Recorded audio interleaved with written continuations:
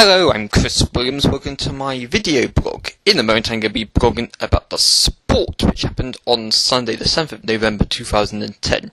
But first, before the opening scenes to my video blog, some three things I want to show you to make you giggle. Right, I tried to close down my computer last night and I wasn't able to because of this. The foreign programs are still running. Clock. Duh, of course the clock's still running because, no, all computers have a clock on them, but I was thinking, if the clock is still running and it won't close the computer down, how on earth am I supposed to log off? Completely strange.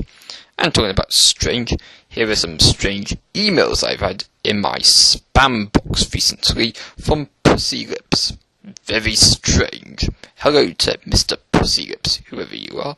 And enlarge penis big 12 at yahoo.com.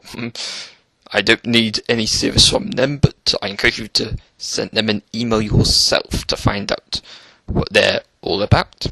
And of course, in a moment I'm going to be blogging about the Brazilian Formula 1 Grand Prix. And of course, as you will know, Jenson Button was threatened with gun-toting maniacs before the race. A few hours before, not directly before the race, but the night before, you know what I mean. But this has led to some hilarious captions appearing on Sky News, like this one here. Button attack.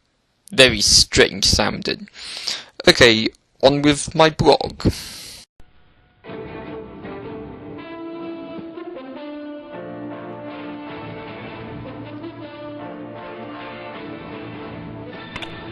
From the Chris Williams portfolio of blogs, this is youtube.com/MrChrisOff2004 in association with the Kansas Tech on You eBid shop.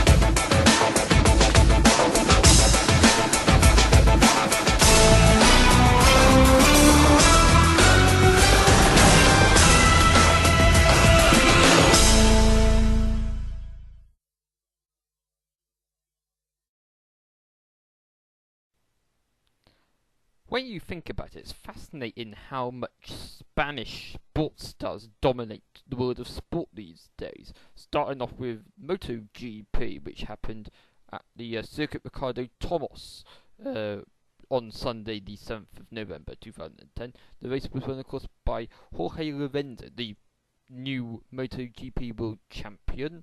And of course, he beat across the finish line Casey Stoner in his last race for Ducati before he moves to Honda, and also the final appearance on the Yamaha of Valentino Rossi, who on new incident is off to Ducati for the 2011 season. It's been an excellent season for Lorenzo. I think I might think it was his 9th victory in this season, because I've only recently finished reading his autobiography, and I know from that he was very consistent in the junior categories, hardly ever having any accidents. But his early seasons in MotoGP did see him having some quite spectacular offs, and that unfortunately led to a delay in him getting his title. He only got it this year, his third year of MotoGP, and some say that he inherited it because of the accident suffered by Rossi and Pedrosa earlier in the season.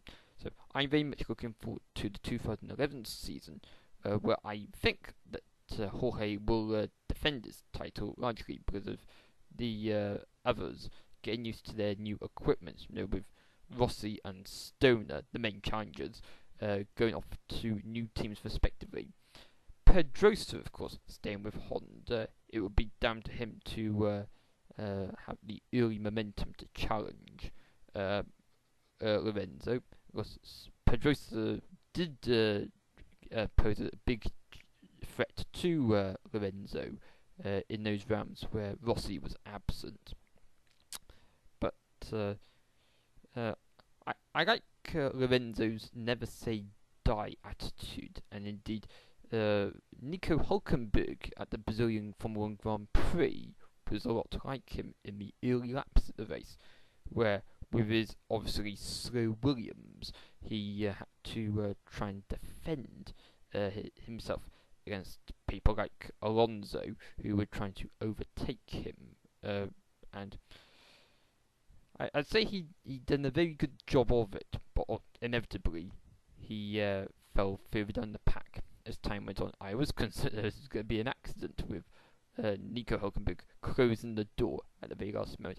I've been following his progress since he won the A1 GP World Championship of Motorsport, or World Cup of Motorsport, with Germany in, I think, 2006, if I remember right. Shame that A1 GP doesn't still exist.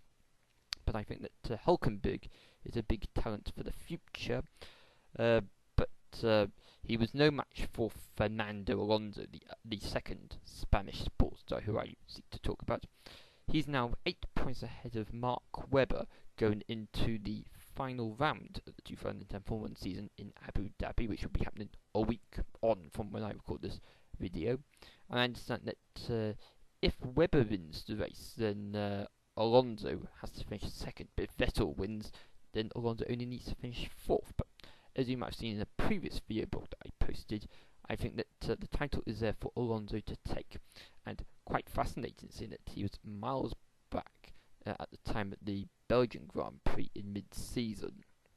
Of course, Red Bull sealed the Constructors' Championship today, but I'm not particularly a fan of Red Bull. I think they're a bit too arrogant for my liking.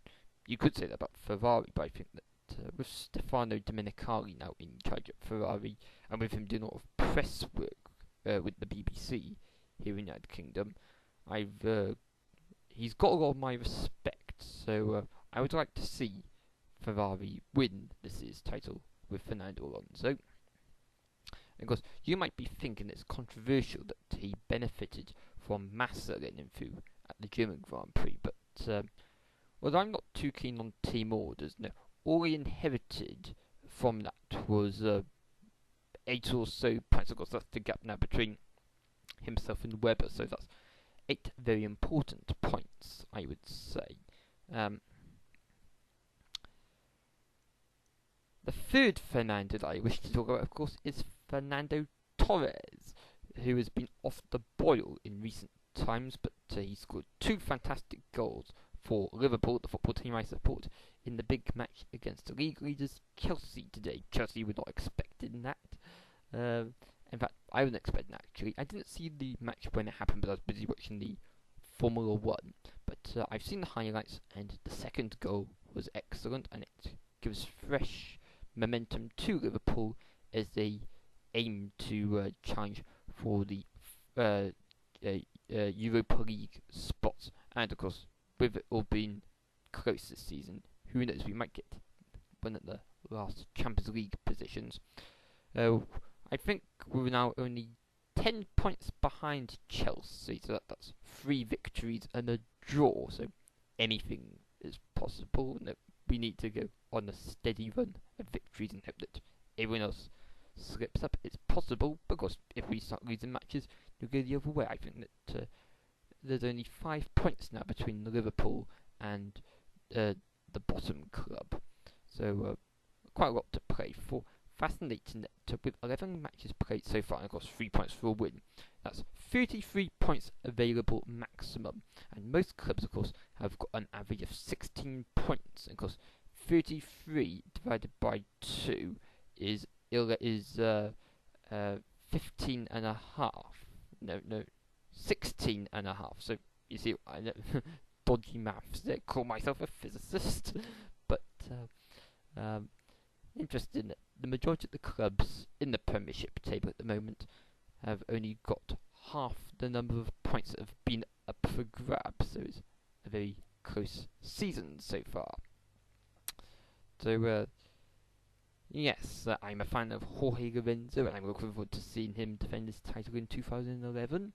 I'm hoping that Fernando Alonso will win the Formula One title, and Fernando Torres has got all my respect for his excellent service that he provides to Liverpool Football Club. So it's fair to say that I'm a bit of a fan of Spanish sports stars, but I suppose it's hard not to be impressed by the talent that's coming out of Spain. Okay, I've been Chris Williams. Thanks for watching my video blog. I will be joining for more over the next few days, weeks, and months. I tend to blog on a daily basis. And until next time, it's bye for now. Bye bye.